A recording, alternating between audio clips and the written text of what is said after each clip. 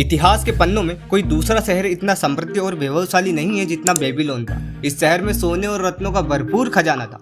George S Klaasen द्वारा लिखी गई book the richest man of Babylon में धन के 5 ऐसे नियम बताए गए हैं जिसका इस्तेमाल यदि आप अपने जीवन में करेंगे तो कभी भी आपकी जेब खाली नहीं होगी और आपका पैसा समय के साथ बढ़ता रहेगा। यह बहुत पुरानी पुस्तक है। इसमें बेबीलोन के इतिहास और क्लासिक स्टोरीज का कलेक्शन मिलता है जो हमारे धन को मैनेज करना सिखाता है। फ्यूचर के लिए हमारे मन में कई सारी इच्छाएं होंगी जिन्हें हम हासिल करना चाहते हैं। इन इच्छाओं को पाने के लिए पैसा होना चाहिए। यह वीडियो आपकी हेल्प करेगी। इसमें बताए गए प्रिंसिपल का यूज करो और आपका पर्स कभी खाली नहीं रहेगा।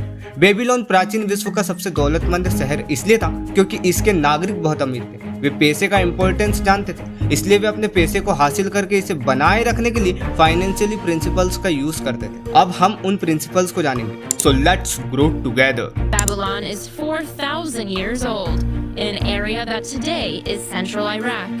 With support of the central bank, authorities are budgeting $1.7 million to work on the site, bringing in local archaeologists to begin new rounds of excavation. धन का पहला नियम। धन उस आदमी के पास खुशी खुशी आता है और बढ़ता रहता है जो अपनी इनकम का कम से कम 10% पार्ट, मतलब कि 10% यूज अपने और अपनी फैमिली के फ्यूचर के लिए जायदाद बनाने में करता है। जो अपनी इनकम का 10% पार्ट लगातार बचाता है और इंटेलिजेंटली इन्वेस्ट करता है वह जल्दी ही अच्छी खासी जायदाद बना लेता है जिससे उसे फ्यूचर में इनकम होती रहेगी और साथ में उसकी डेथ के बाद उसकी फैमिली को सेफ्टी की गारंटी भी होगी। हम बहुत सी जगहों पर इन्वेस्टमेंट कर सकते हैं जैसे म्यूचुअल फंड, रियल एस्टेट्स जो आपके पैसे से पैसा बना कर देगी। जब आप अपनी इनकम का 10% पार्ट अपने लिए निकालेंगे तो आपको बहुत सी चीजें याद आ जाएंगी जो आपको वह 10% पार्ट खत्म कर देने के लिए उकसाएगी। बट बिलीव ऑन इट, अपनी इनकम का 10% पार्ट निकालकर अपने लिए यूज करने पर कोई खास प्रभाव नहीं पड़ेगा। इसके अलावा आप इनकम के 90% पार्ट से अपने खर्चे चला सकते हैं। अगर आप पर लोन है तो आप इस 90% से 20% निकाल कर लोन का भुगतान कर सकते हैं अगर यह आपके लिए पॉसिबल होता है तो। अगर इन्वेस्टमेंट की बात करें तो इन्वेस्टमेंट से मिलने वाला इंटरेस्ट का दोबारा इन्वेस्टमेंट करने पर आप और ज्यादा कमाओगे। इसे कंपाउंडिंग इफेक्ट कहते हैं। कि मैंने 10 करोड़ रुपए रख लिए और आपको 1 रुपया ही दे दिया केवल। देखते हैं कि 5 दिन के बाद क्या होगा। 5 दिन के बाद मेरे पास 10 करोड़ रुपए है पर आपके पास डबल होते होते 16 रुपए हो गए। 10 दिन के बाद मेरे पास तो 10 करोड़ रुपए हैं पर वो बढ़ते बढ़ते आपके पास 512 रुपए हो गए। 20 दिन के बाद मेरे पास अभी भी 10 करोड़ रुपए हैं पर आपके पास बढ़ते हुए 5,24,000 रुपए हो गए। लेकिन ध्यान दीजिएगा 31वें दिन मेरे पास केवल 10 ही करोड़ हैं पर अब देखिए आपके पास 107 करोड़ हो गए। इसी को कहते हैं कंपाउंडिंग इफेक्ट। धन का दूसरा नियम। पैसा उस व्यक्ति के लिए काम करता है जो इसे सही जगह पर इन्वेस्ट करता है। Rich dad poor dad book के लेखक रॉबर्ट कियोसाकी कहते हैं पैसा मेरे लिए काम करता है, मैं पैसे के लिए काम नहीं करता। हमारा धन हमारा इच्छुक सेवक है। यह मौका मिलते ही कई गुना होने के लिए हमेशा एक्साइटेड रहता है। जो पैसे को ज्यादा इकट्ठा करता है उसे इन्वेस्टमेंट करने की अपॉर्चुनिटीज भी ज्यादा मिलती है। अगर आप स्मार्टली इन्वेस्ट करोगे तो आपका धन बहुत ही तेजी से कई गुना हो जाएगा। This is the human behaviour and nature of money. धन का तीसरा नियम।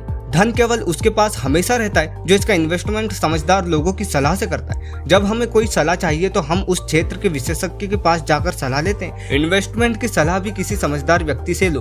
किसी दोस्त या रिश्तेदार की सलाह मानकर अपने पैसे को जोखिम में डालना स्टूपिडनेस है। धन लापरवाह लोगों से दूर जाता है। जो व्यक्ति अपने मनी मैनेजमेंट में समझदार लोगों की एडवाइस लेता है उसका पैसा बढ़ता है। धन का चौथा नियम। धन उस व्यक्ति से दूर चला जाता है जो एक ऐसे बिजनेस या एरिया में इन्वेस्ट करता है जिसके बारे में वह पूरी तरह से नहीं जानता। लोगों की बातों में आकर कुछ भी नहीं करना चाहिए और जब सवाल पैसे का हो तो सोच समझकर अपने फैसले लेने चाहिए। धन के होते हुए भी जो उसे मैनेज करना नहीं जानता वह अक्सर जोखिम लेता है। किसी जगह अपने खून पसीने की कमाई को इन्वेस्ट करने से पहले उस एरिया की पूरी जानकारी लेना इंपॉर्टेंट होता है। अगर आप इस खेल में लोगों की एडवाइस बिना समझदारी और ज्ञान के मानोगे तो इन द एंड आपका नुकसान ही होगा। धन का पांचवा नियम।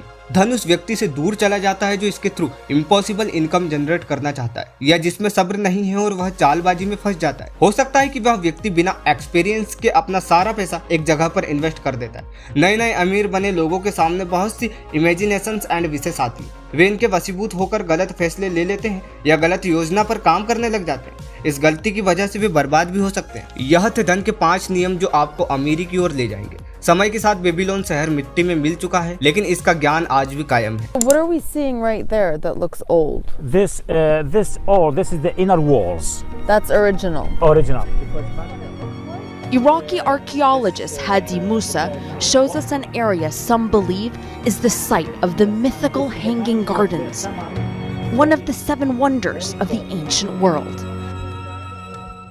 Babylon today not only offers lessons of civilization's past, but also tidbits of insight into its more recent turbulent history. आपने इस वीडियो से 5 नियम जाने। नियम 1, अपनी इनकम का 10% पार्ट बचत करो। नियम 2, पैसे को इन्वेस्ट करो, अपने पैसे को अपने लिए काम पर लगाओ। नियम 3, सही इन्वेस्टमेंट करने के लिए सही और समझदार लोगों की एडवाइस लो। नियम 4, ऐसे व्यवसाय या क्षेत्र में निवेश ना करें जिसे आप नहीं जानते हो, पहले जानो तो सही। नियम 5, संपत्ति बनाने में जल्दबाजी ना करें, धैर्य रखें वरना आपकी मेहनत की कमाई खतरे में आ जाएगी। आई होप यह नियम आपके लिए प्रैक्टिकल एंड हेल्पफुल साबित हो। आशा है कि यह वीडियो आपको पसंद आई होगी। अगर यह वीडियो आपको पसंद आई तो इस वीडियो को एक लाइक कर देना, जिससे मुझे मोटिवेशन मिलेगा ऐसी ही वीडियो बनाने के लिए। और इस चैनल को सब्सक्राइब भी कर लो यार, क्योंकि इस चैनल पे ऐसी ही वीडियो आती रहेगी। सो मैं मिलता हूँ तुमसे अगली वीडियो में। नमस्कार।